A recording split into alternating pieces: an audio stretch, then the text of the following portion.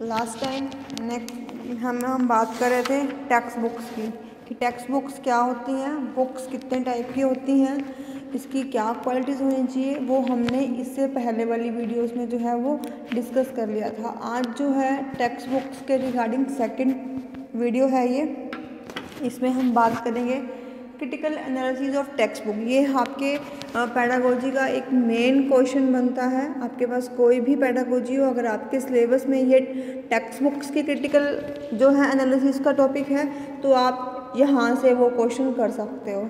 ठीक है, पार्ट 1 हम डिस्कस कर चुके हैं, हमने वहाँ पर इसकी मीनिंग करी, इसका इम्पोर्टेंस करा। इम्पोर्टेंस हमने अलग से करा, टीचर्स के लिए क्या इम्पोर्टेंस है और स्टूडेंट्स के लिए क्या इम्पोर्टेंस है। आज हम इसको इवैल्यूएट करेंगे कि जो टेक्स्ट बुक्स हम लोग पढ़ रहे हैं या हम लोग पढ़ा रहे हैं उनको हमने कैसे इवैल्यूएट करना है, कैसे हमने उसको देखना है।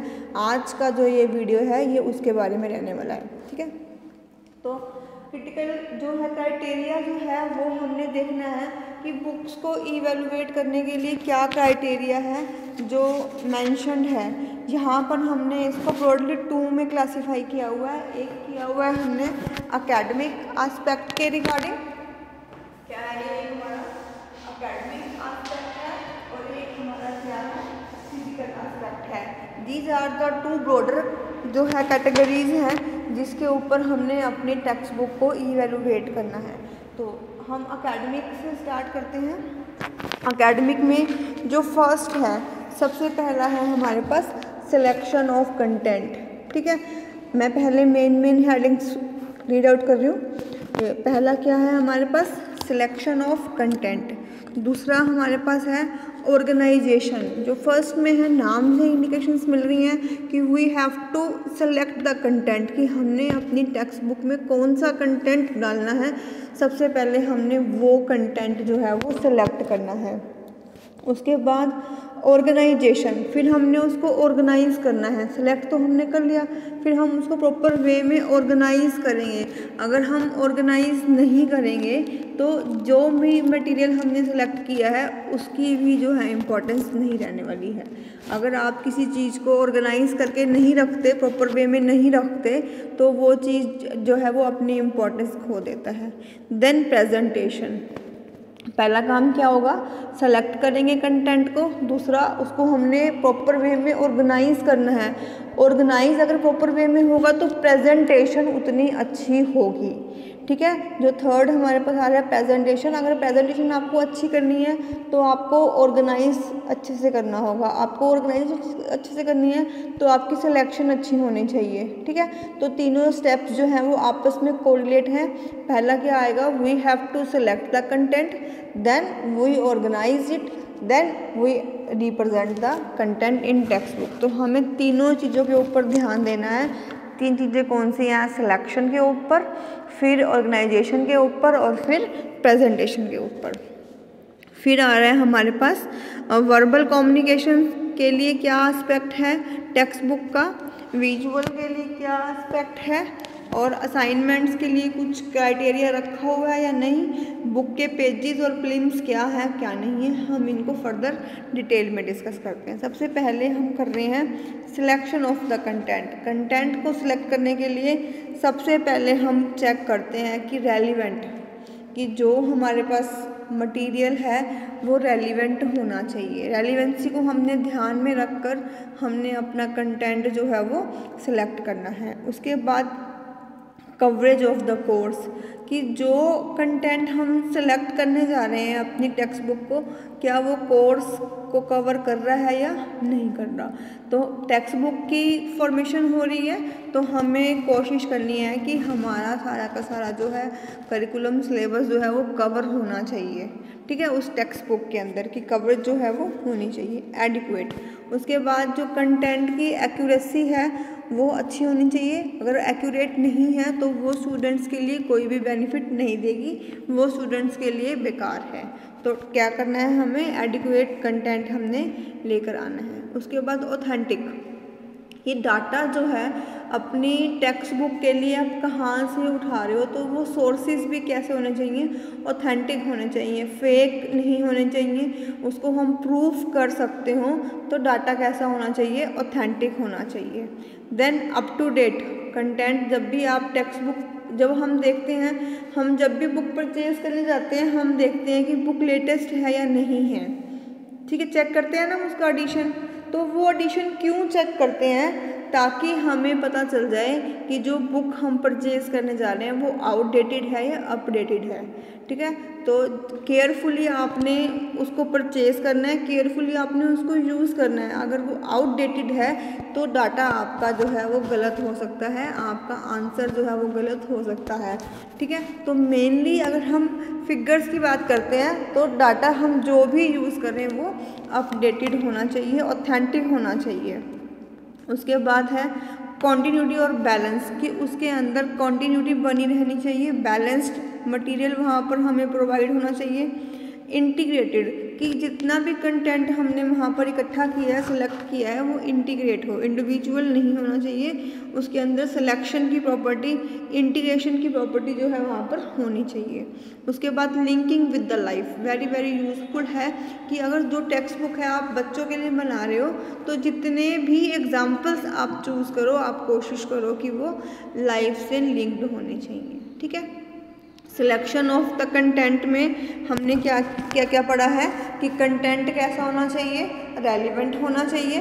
देन हम चेक करेंगे कि वो हमारा जो है पूरा का पूरा उसको कवर कर रहा है या नहीं कर रहा है। फिर एडिक्वेट है कि नहीं है, ऑथेंटिक है कि नहीं है, अप टू डेट है कि नहीं है, कॉन्टिन्यूस फॉर्म में है, या वहाँ पर वो लिंकिंग विद लाइफ जो है वो हमारे पास होना चाहिए। ये सब हमने किसके अंदर पढ़ा, सिलेक्शन ऑफ द कंटेंट, कि जब ऑथर जो है कंटेंट को सिलेक्ट करेगा उनको इन मेजर हेडिंग्स के ऊपर स्ट्रेस देना है। देन ऑर्गेनाइजेशन, अब उसने ऑर्गेनाइज कैसे किया हुआ है, डिवीज़न इनटू यूनिट्स। आपके पास जो आपकी टेक्स्ट बुक्स हैं तो देखो मेजर 4 यूनिट्स हैं, है ना। उन मेजर 4 यूनिट के अंदर फिर आगे वो सब यूनिट्स में या सब पार्ट्स में डिवाइड है। अगर सारा का सारा सिलेबस इकट्ठा ही रख दिया जाए तो वो बहुत ज़्यादा लेंथी लगेगा और बच्चे जो है इस चीज़ को नहीं कर पाएंगे। लर्निंग का सबसे बड़ा यही है कि प्रॉब्लम को जो है हम डिवाइड कर दें, स्मॉल स्मॉल चंक्स में अगर प्रॉब्लम्स आती है तो स्टूडेंट जो है उसको ईजीली कर पाते हैं। अगर वो चंक्स में नहीं आती है, वो होल में आती है, अगर इसको हम कह सकते हैं कि अगर आपके ऊपर पहाड़ गिर जाता है, ठीक है, तो कितनी बड़ी मुश्किल लगती है। अगर थोड़ा सा स्टोन गिर जाता है उसमें से तो हम अपने आप को बचा सकते हैं। सेम ऐसे ही कि पूरा का पूरा ब्लॉक जो है हम एकदम आपके पास सिलेबस के रूप में रखेंगे तो बच्चे नहीं कर पाएंगे। तो उसको हमने क्या करना है, प्रॉपर डिवीज़न करनी है।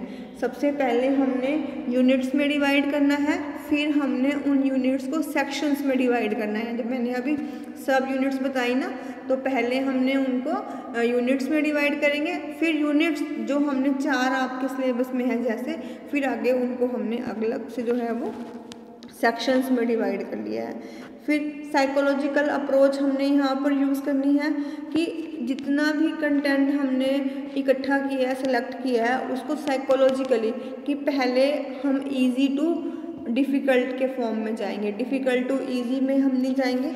सबसे पहले जो प्रेजेंटेशन होगी, चैप्टर की जो डिवीज़न होगी, वहाँ पर क्या होगा कि वहाँ पर आपको जो कम मुश्किल वाली हैं, कम डिफ़िकल्टी वाली हैं वो आएंगे, फिर थोड़ा सा और उनकी डेप्थ बढ़ती रहेगी, फिर एवरेज आ जाएगी, फिर और ज़्यादा, और फिर मोर डिफ़िकल्ट। इस तरीके से जो है हमने ऑर्गेनाइज करना है उसको। देन फ्लेक्सिबल होनी चाहिए, जितना भी हमने ऑर्गेनाइज किया है वो सबका सब फ्लेक्सिबल होना चाहिए। अगर कहीं किसी स्टेप पर लग रहा है कि हमें कुछ ऊपर नीचे करना है तो हम कर सकते हैं। तो अगर फ्लेक्सिबिलिटी नहीं होगी, रिजिड होगी, तो वो हमारे किसी काम की नहीं होगी, ठीक है। ये था ऑर्गेनाइजेशन में, ठीक है। ऑर्गेनाइजेशन में हमने चेक करना है कि डिवीज़न हो इनटू, डिवीज़न करनी है हमने इनटू यूनिट्स को, यूनिट्स को हमने डिवाइड करना है सब यूनिट में या सेक्शंस में हमने डिवाइड करना है। फिर साइकोलॉजिकल अप्रोच हमने देखनी है और कोशिश करनी है कि जितना भी ऑर्गेनाइज कर सके, हम फ्लेक्सिबल हो। ठीक है। थर्ड है हमारे पास प्रेजेंटेशन। अब प्रेजेंटेशन कैसी होनी चाहिए? ठीक है, प्रेजेंटेशन जो है वो अट्रैक्टिव होनी चाहिए। अगर आप किसी चीज़ को अच्छे से रिप्रेजेंट कर रहे हो, अच्छे से आप उसको प्रेजेंट कर रहे हो, तो उसकी इम्पोर्टेंस और ज़्यादा बढ़ जाती है। तो टेक्स्ट बुक की प्रेजेंटेशन कैसी हो? अट्रैक्टिव हो, थोड़ी सी कलरफुल हो। बच्चे अगर छोटे हैं तो कलर्स का ज़्यादा हम यूज़ कर सकते हैं। ठीक है। उसके बाद मोटिवेटिंग प्रेजेंटेशन की प्रेजेंटेशन जो है वो मोटिवेटेड होनी चाहिए, कि वो औरों को भी मोटिवेट कर सके, बच्चों को वो मोटिवेट कर सके कि हाँ बच्चे इसको पढ़ना पसंद करें। इंटरेस्टिंग और क्रिएटिव अप्रोच वहाँ पर हमने यूज़ करनी है। फिर एडिक्वेट टर्मिनोलॉजी। टर्मिनोलॉजी क्या होती है कि हम किसी वर्ड्स के शॉर्ट फॉर्म्स लिख देते हैं, तो उस पेज पे या बुक के लास्ट में आपको उनकी एब्रीविएशंस या टर्मिनोलॉजी जो आपने यूज़ किया उसकी डिस्क्रिप्टिव वे में आपको वहाँ पर डिफ़ाइन करना होता है। ठीक है। उसके बाद है कुछ सजेशंस का कॉलम रखना चाहिए कि जो टीचर्स उसको रीड कर रहे हैं, जो टीचर्स उसको रीड कर रहे हैं और वो अपने बच्चों को कह रहे हैं कि ये टेक्स्ट बुक रखो। ठीक है। तो उस टेक्स्ट बुक में सजेशन का कॉलम जरूर होना चाहिए। वो सजेशंस ऑथर के लिए होंगे और टीचर के द्वारा दिए जाने वाले होंगे। तो ये सारे हैं किसके अंदर? प्रेजेंटेशन के अंदर। Presentation should be attractive, presentation should be motivating, it should be creating interest. ठीक है, क्रिएटिव होनी चाहिए, इंटरेस्टिंग होनी चाहिए, और प्रोविज़न फॉर सुटेबल सजेशंस कि वहाँ पर फर्दर उसके अंदर इम्प्रूवमेंट के लिए सजेशंस का जो है वो कॉलम होना चाहिए। उसके बाद वर्बल कम्युनिकेशन क्या है? लैंग्वेज की हम यहाँ पर बात कर रहे हैं। लैंग्वेज या सेंटेंसेस जो यूज़ कर रहे हैं वो कैसे होने चाहिए? वो शॉर्ट और सिंपल होने चाहिए। बहुत लंबी लंबी लाइनों वाले जो सेंटेंसेस हैं वो यहाँ पर हमने यूज़ नहीं करने। जिस टेक्स्ट बुक में शॉर्ट और सिंपल यूज़ कर रखे होंगे वो टेक्स्ट बुक बच्चों को बहुत ज़्यादा अच्छी लगती है। स्पेलिंग्स करेक्ट होनी चाहिए, पंचुएशंस जो है वो करेक्ट होनी चाहिए, ग्रामेटिकली जो है लैंग्वेज करेक्ट होनी चाहिए। जिस टेक्स्ट बुक को हम इवेलुएट कर रहे हैं, हम देख रहे हैं कि अगर जिस बुक की में स्पेलिंग्स मिस्टेक्स बहुत ज़्यादा हैं तो टीचर उस टेक्स्ट बुक को चूज़ करना पसंद नहीं करेगा, क्योंकि बुक के अंदर हमने मिस्टेक देखी तो हम भी मिस्टेक ही करेंगे। ठीक है। तो टीचर कोई भी नहीं चाहेगा कि उसका बच्चा मिस्टेक वाला काम याद करे। तो जो वर्बल कम्युनिकेशन की हम बात कर रहे हैं, वोकैबुलरी की हम बात कर रहे हैं कि वो प्रॉपर होनी चाहिए, वहाँ पर कोई मिस्टेक नहीं होनी चाहिए। पंचुएशन मार्किंग जो है वो प्रॉपर होनी चाहिए।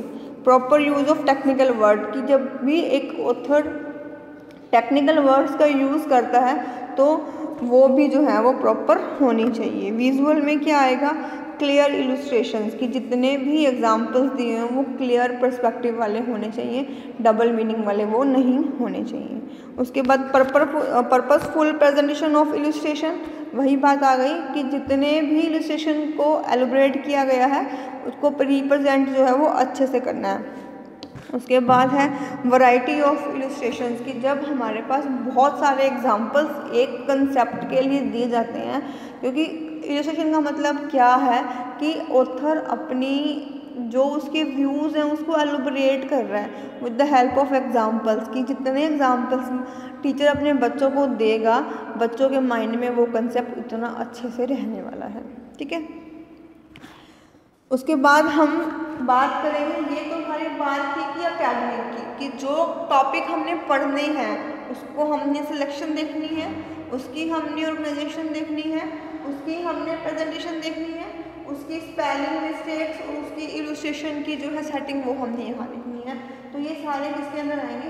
एकेडमिक एस्पेक्ट के अंदर ये सारे के सारे आएंगे। अब हम बात करते हैं फिजिकल एस्पेक्ट की, बुक की लुक की बात करते हैं। यहाँ पर बात आ रही थी बुक के अंदर क्या मटेरियल है। अब हम यहाँ पर बात करेंगे बुक दिखने में कैसी है। ठीक है। जब बुक के दिखने की हम बात करेंगे सबसे पहले आएगा हमारे पास साइज़। क्या आएगा?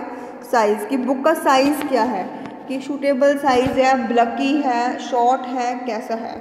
फिर उसका वॉल्यूम कौन सा है। यहाँ पर वॉल्यूम आवाज़ से नहीं है कि उस बुक का फर्स्ट वॉल्यूम है, मीन्स कि वो बुक फर्स्ट टाइम पब्लिश की गई है, सेकंड टाइम, थर्ड टाइम, जितने उसके वॉल्यूम निकलेंगे मीन्स कि वो बुक उतनी बार अपडेट की हुई है। ठीक है।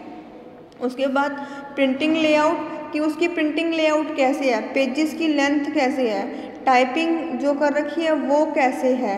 ठीक है। मार्जिन्स कितना छोड़ रखा है, कितना नहीं, जो उसकी बाहर की अपीयरेंस है, आउटलुक है, वो कैसी है, वो हमने यहाँ पर हमने चेक करनी है प्रिंटिंग लेआउट में। फिर आ रहा है ड्यूरेबिलिटी, कि क्या पेपर ऐसा है कि हाथ लगाते ही फट रहा है, कि हम पेपर को फोल्ड कर रहे हैं, मोड़ रहे हैं, क्योंकि बच्चे हैं वो बारी बारी पेजेस को खोलेंगे भी, बंद भी करेंगे, तो वो पेजेस की जो ड्यूरेबिलिटी है वो कितनी है, लाइफ कितनी है उस बुक की।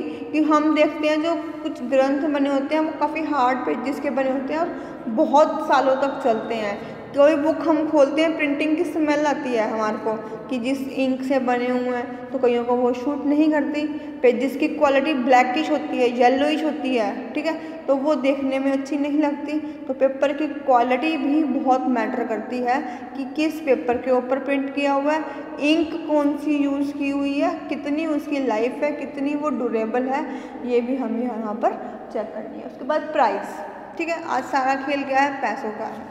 ठीक है। अगर बहुत ज़्यादा कॉस्टली होगी तो बहुत रेयर बच्चे हैं जो उसको परचेज़ करेंगे। ठीक है।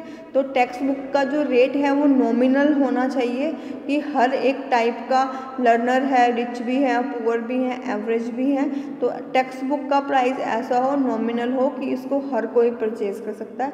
सप्लीमेंट्री बुक्स जो हैं वो थोड़ी कॉस्टली आती हैं as compare to textbook, लेकिन टेक्स्ट बुक्स नॉर्मली नॉमिनल ही रखी जाती हैं। वो इसीलिए ही रखी जाती हैं ताकि इसको जो है बच्चे इजीली पढ़ पाएँ। ठीक है। अब यहाँ पर हमने इवेलुएट किया, जब आपका क्वेश्चन आएगा आपको लिखना कैसे है, आपने ये एस्पेक्ट उठाने हैं। आपको क्लास +1 दे सकता है, आपको आपकी क्लास दे सकता है, कि आप 9th में के स्टूडेंट हो, टीचर हो, +1 के टीचर हो, तो आपकी जो टेक्स्ट बुक आप देख रहे हो वो कैसी हैं। ठीक है। तो ये बहुत सारे कंसेप्ट हमने इसके आगे पढ़े, ये मेजर हेड थे। इसके आगे जो हैं सब हेडिंग्स जो हैं वो मैंने बोली हैं, लिखी नहीं है, तो वो आप जो है पॉइंट बनाकर लिख सकते हो, कि यहाँ पर जब क्वेश्चन के वे में आएगा तो हमने क्रिटिकली एनालाइज करना है, ये मेजर पॉइंट है जहाँ से हमने इवेलुएट करना है। फिर कंपैरेटिवली हमने अपनी टेक्स्ट बुक जो है वो चेक करनी है, कि उस टेक्स्ट बुक का प्राइस क्या है, उसका साइज़ क्या है, प्रिंटिंग कैसी है, आइदर उसमें प्रॉब्लम्स स्पेलिंग मिस्टेक्स हैं या नहीं है, पंक्चुएशन प्रॉपर वे में मार्क कर रखी है या नहीं कर रखी है, डिविजन्स में सेक्शंस में डिवाइड कर रखा है या नहीं कर रखा। तो ये सारा कुछ जो है आपने अपनी बुक के साथ उसको कंपेयर करना है, और लास्ट में जो है आपने सजेशंस देनी है, कि जो एक्चुअल में आपकी बुक में इसके रिगार्डिंग कमियां मिली हैं, कि हमारी टेक्स्ट बुक में ये था, ये होना चाहिए था और ये है, तो अब ये हमारा सजेशन है कि हमारी बुक की क्वालिटी इम्प्रूव की जाए, प्राइस थोड़ा सा कम किया जाए, स्पेलिंग मिस्टेक्स हमें मिली हैं वो स्पेलिंग्स को जो है वो रेक्टिफाई किया जाए, और जितने भी टेक्निकल वर्ड्स यहाँ पर यूज़ किए गए हैं उन टेक्निकल वर्ड्स को दोबारा से अच्छे से रिप्रेजेंट किया जाए। आपको ये क्वेश्चन जो है वो समझ में आ गया होगा। 2 वीडियोस में हम लोगों ने इसको कोशिश की है कि कवर हो जाए। वेरी वेरी इंपॉर्टेंट क्वेश्चन है और बहुत इजी क्वेश्चन है। नॉर्मल हम अब तक 16 साल 18 साल हो गए हम टेक्स्ट बुक ही पढ़ते आ रहे हैं, तो हम इतना तो उसके बारे में खुद से भी लिख सकते हैं। Thank you.